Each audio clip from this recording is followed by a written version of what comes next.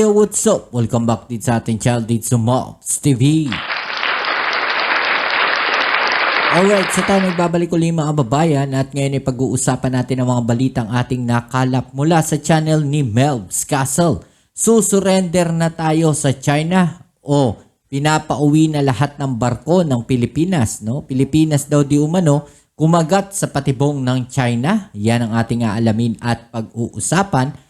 Pero syempre bago ang lahat, please don't forget to subscribe at pakilike naman po ang ating video ngayon. Isang like lang po mga kababayan mula sa inyo ay napakalaking suporta na po yan sa ating channel. Maraming salamat po at shoutout sa lahat ng mga nagla-like at ng bago nating subscribers po dyan. Alright, so ating alamin mga kababayan, no, Pilipinas kumagat na nga ba sa patibong ng China? Alamin natin yan at pag-uusapan. Pero syempre, bago ang lahat, don't forget to subscribe sa channel ni Melb's Castle, ha? Ayan, right? So, wag na natin patagalin. Umpisa na natin to. Let's go. Defense Secretary Gibo Teodoro nagulat sa Department of Foreign Affairs. Secretary Manalo legit at totoong pumayag ng pag-usap sa Chinese Foreign Ministry. Pero agad nagbabala sa Secretary Gibo kay si Secretary Manalo. Huwag kang masyadong magpauto. Sinungaling ang mga yan. Yan, no, mga kababayan. Sinungaling ang mga yan. Naniniwala ba kayo na sinungaling talaga ang China, mga kababayan? Well, pero ito po, no, para sa akin, mga kababayan, no. Okay lang naman tayo na makipag-usap sa China, no, pero hindi tayo dapat yumuko o sumunod sa kagustuhan ng China kagaya ng mga nakaraang administrasyon. Ilaban natin, mga kababayan, kung ano yung karapatan natin. Igiit natin kung ano yung karapatan natin dyan sa West Philippine Sea. No, kagaya po ng ginagawa ng China na kung saan ay talagang bini-brainwash nila, no, yung mga mamamayan nila. Ini-insist nila, mga kababayan, na sila ang may karapatan dyan sa West Philippine Sea. Yan po yung ginagawa nilang mga propaganda sa kanilang mga media outlets, sa kanilang mga balita. No, ini-insist nila, no, na kami, China, ang may karapatan at soberanya diyan sa West Philippine Sea. Dapat ganun din ang Pilipinas. No, hindi ho kagaya ng mga ginagawa ng mga pro-China na yan. No, na talagang pinapaboran nila, no, etong mga propaganda ng China, lalong-lalo na mga kababayan, yung mga nagsasabing gustong-gusto nila, no, na gawing probinsya ng China ang Pilipinas. Hindi nyo malaman kung saan nanggaling yung utak ng mga yan, mga kababayan. Ano ba yan? Dito ba pinanganak sa Pilipinas yung mga yan, mga kababayan? No? Alam nyo, yung mga propagandista ng mga China na yan, no, hindi dapat kayo naniniwala dyan. No? Unang-una, kayo Pilipino, dapat ang pinagtatanggol ninyo yung Pilipinas. No? Hindi kayo dapat naniniwala dyan sa mga propaganda ng China. Huwag kayo nagpapaniwala doon sa mga pro-China. No, doon sa mga tao na yumuyuko sa China, na sinasamba ang China. No, huwag kayong naniniwala dyan sa mga yan. Kahit sabihin nila, no, pag nagkagera, wala tayong binatbat sa China. Bakit? Sinabi ba ng China na gegerahin na talaga tayo, mga kababayan? No, ang China takot din po na gerahin ang Pilipinas. Unang-una, bakit? Marami tayong kaalyadong bansa. No, maraming susuporta at tutulong sa Pilipinas. Pag ginawa ng China, nagirahin ang Pilipinas. No? Kung gugustuhin nila talaga tayong girahin, noon pa. Ano ang ginagawa ng China? No? Nag-ano sila, nambubuyo sila, mga kababayan. 'Di ba? Sila yung nag-uudyok sa atin na gumawa tayo ng isang hakbang, no? Gumawa ang gobyerno natin ng isang hakbang na pagsisisihan natin. Pero no, sino ang gumagawa nun? China. Di ba? Nakikita ninyo yung mga pang-uudyok na ginagawa nila? Di ba? Kitang-kita natin yan. Uudyokan nila tayo, tapos tayo yung mabubwisit, no, maiinis, at gagawa tayo ng hindi maganda laban sa China. Talaga naman, mga kababayan, no? Pagsisisihan natin yan. Yan yung ginagawa ng China. No? Gusto nilang makuha yung gusto nila, no, pagka tayo mga kababayan, no, Pilipinas ay napikon sa kanilang mga ginagawa at talagang hindi na makapagpigil yung mga sundalo natin at may gawing hindi maganda. Yan po ang gustong-gusto ng China. Kaya po sila nang bubuyo. No, kaya sila nang uudyok. No, which is yun naman yung ayaw ibigay ng Pilipinas sa kanila. Balik tayo do sa usapin na pag-uusap ng Pilipinas sa China. Walang masama ron. Basta wala tayong isusuko sa China. Okay? Malinis yun. Yung sinasabi natin. Wala tayong isusuko sa China. Maliwanag po yan, mga babayan. Pero kung sa pag-uusap na yan, talaga ng mga lamang na lamang ang kagustuhan ng China na makakuha po yung West Philippine Sea. Aba, wala na talagang dapat pag-usapan pa. Diba? Pero trabaho daw kasi ng DFA na pakalmahin ang umiinit na tensyon.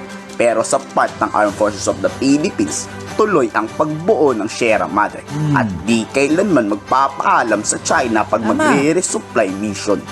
Our DFA is well aware of our constitutional constraints and our necessity of not leaving a square inch. But the mandate, I think, is to de-escalate tensions right now. Kaya na nilang balansehin yun and iintay na lang namin ang pasabi. But not stop the war, no? No. Neither seek permission to. Pinatikos naman ni Professor Renato de Castro ang DFA. Ba't kayo pumayag? Malaking kalokohan yan. Di pa ba namumulat sa katotohanan? Kakausapin tayo. Uutuin. Isang malaking patibong, di ba?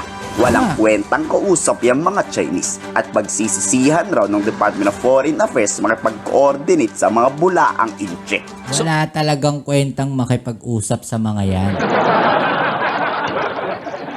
Nakita na natin, napatunayan na natin yan sa mga nakaraang pag-uusap, mga kababayan. No? Ang ginagawa nila, tinatrap nila tayo. Tinatrap nila yung Pilipinas sa isang usapan na kung saan wala tayong kawala. Ginawa na nila yan kay Tatay Digong. Diba? Usap. Wala tayong black and white. Yung sinasabi nilang secret agreement. In the end, sino talo? Pilipinas. Wala tayong black and white Diba? Sa pagkakalam ko, wala naman nilabas na black and white. Nabalitaan nyo ba na may nilabas na black and white doon sa pag-uusap na yun? Wala naman. Diba? Doon sa panahon ni Noynoy Aquino na umatras yung Pilipinas, no? Diyan sa stand-up, ano nangyari? Talo pa rin ang Pilipinas. Bakit? Nanindigan yung China So walang kwenta talaga makipag-usap dyan sa China, mga kababayan. Lalo na kung makikinabang sila, wag na tayong makipag-usap dyan. Di tayo makipag-usap, okay lang. No, actually mas maganda ngayon kasi nakakakuha tayo ng oras Pero ang masama niyan, mga kababayan, kung ang ipapalit ninyo na pangulo kay Pangulong Bongbong Marcos yuyuko sa China, wag na lang. 'Di ba? Useless yung gagawin ng ating Pangulong Bongbong Marcos na pagpapalakas ng ating puwersa, na pag-angkin natin dyan sa totoong karapatan natin sa West Philippine Sea, sa pag-push ng ating Pangulong Bongbong Marcos sa karapatan natin sa West Philippine Sea. Tapos papalitan nyo ng Pangulo na yuyuko sa China, baliwala po. Useless. Back to zero lahat. Mga kababayan, back to zero tayo dyan. So what are you saying, Professor? What are you saying, Professor? Na hindi naman gagana yan, waipik yan, yung mga hotline na yan. In the first place, tatawagan mo yung foreign ministry or even si President Xi Jinping, but the order itself is coming from no less than President Xi Jinping. Correct. Unang-una nung ginamit po yan, tumawag po tayo, it took them about, I think, 9 hours bago sagutin. Pangalawa nung sinagot Tapos naman pinagalitan pa tayo. Sabi sa atin, don't use the hotline as a channel for complaints. If you have any complaints, direct it to the Chinese Embassy in Manila. Kahapon, inanunsyo ni Pangulong Bongbong Marcos na matatapos na ang Balabac Air Base sa May Palawan. Mukhang ito na ang inaantay ni Defense Secretary Gibo para bumili ng bagong F-16 mula sa US at just 39 Gripen mula naman sa Sweden. Matalino rin talaga tong si Secretary Gibo. San mo nga naman i-deploy ang bagong fighter jet, diba?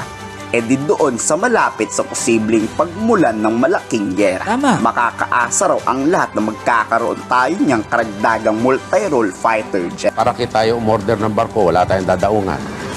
Para tayo o-order ng eroplano, wala tayong paghahangaran.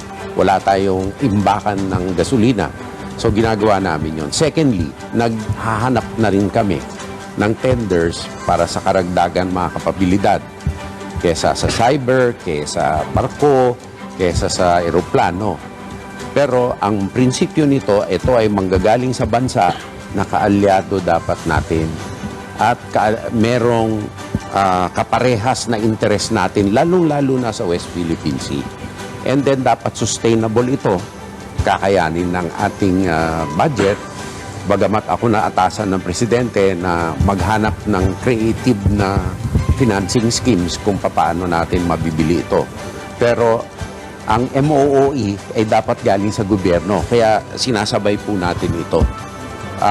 Mahirap po ang haphazard na pagbili ng mga systems na hindi nakalatag ang kakayahan na masustain ito at patakbuhin ito ng tama. Kung hindi, si Juan de la Cruz ang magsasuffer. Tama. Sayang ang pera. Kung ang mga Pilipino kaya ang tatanungin, pabor ba kayo sa China-Philippines Hotline of Communication o Nako, wag na tayong pumabor dyan, mga kababayan. Useless yan. Kagaya nga nung sabi, no, na imbis na maging hotline mapag-usapan, tayo pa yung pinagalitan. No? At sabi, makipag-usap daw. Kung may reklamo, makipag-usap sa, sa foreign affairs ng China dito sa Pilipinas, sa embassy. Diba? Wala rin kwenta yung embassy Diba? May kwenta ba kausap yung embassy? Wala. Kasi pro-China nga sila. No? Hindi nila ginagawa yung totoong trabaho nila na maayos yung problema sa pagitan ng Pilipinas at China. Anong ginagawa nila? Mas pinalalala nila yung tensyon. Anong gagawin nila? Pag nagreklamo tayo, sisisihin pa tayo. No? Sasabihin nila, Pilipinas yung nag-provoke. Kayo yung pumasok sa teritoryo. Dapat palayasin na talaga yung mga nandyan sa embassy ng China. Imbis ayusin yung problema, sila yung nagpapataas ng tensyon. Sila yung nagpapainit ng ulo ng sambayan ng Pilipino. Diba? Imbis na ayusin yung problema, anong ginagawa nila? Sisisihin pa nila yung Armed Forces of the Philippines. Sisisihin pa nila yung Department of National Defense. Sisisihin nila yung PCG, Philippine Navy. Sisisihin nila yung pag-restore natin. No? Diyan sa Ayungin Shoal. I-insist nila yung karapatan nila. No, ano pang silbi nila dyan? Palayasin nyo na yan. Diba? Ano sa palagay ninyo mga kababayan? I-comment down sa ibaba nyo mga opinion at atin yung pag-usapan. Alright? So yan muli, maraming salamat sa lahat ng mga patuloy na kasuporta dito sa ating channel. Kita-kits tayo sa ating next video upload. Don't forget to subscribe, like, share, comment just sa comment section. Alright? Peace. I'm out.